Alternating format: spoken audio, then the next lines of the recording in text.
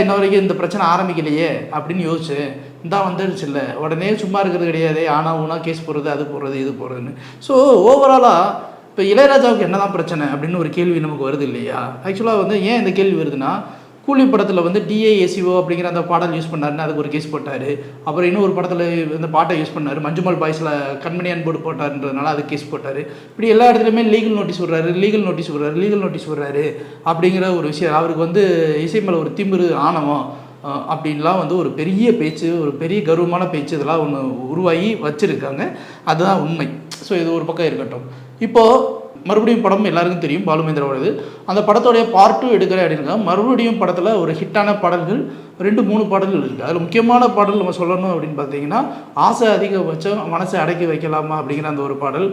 அதே மாதிரி நலம் வாழ எல்லாருக்கும் என் வாழ்த்துக்கள் அப்படிங்கிற இந்த 2 பாடல் வந்து ரொம்ப முக்கியமான பாடல். இந்த பாடல்கள் வந்து மறுபடியும் 2 படத்துக்காக யூஸ் பண்ணிக்கிறோமா அப்படிங்கிறதுனால அந்த இயக்குனர் போய் கேட்டிருக்காரு. கேட்கும்போது வந்து இசைஞானி வந்து எந்த ஒரு மறுப்பும் தெரிவிக்காமல் யூஸ் பண்ணிக்கப்பா அப்படின்னு சொல்லிட்டாரு. அதையும் ஒரு ட்வீட்டில் போட்டிருக்காரு. இப்போது இசைஞானி மேலே என்ன தவறு இருக்குது அப்படிங்கிற ஒரு கேள்வியும் இந்த பக்கம் எழுதுது. இப்போது ஒரு பக்கம் லீகலாக நோட்டீஸ் போடுறாரு, இன்னொரு பக்கம் ஒருத்தர் போய் கேட்கும்போது போட்டுக்கப்பா அப்படிங்கிறாரு. அப்போது இசைஞானிக்கு காசு மேலே ஆசையா இல்லை அந்த பாட்டு மேலே ஆசையான்னு கேட்டால் ரெண்டுமே கிடையாது.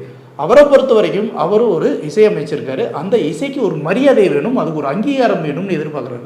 அது ஒன்றும் தப்பு இல்லையே.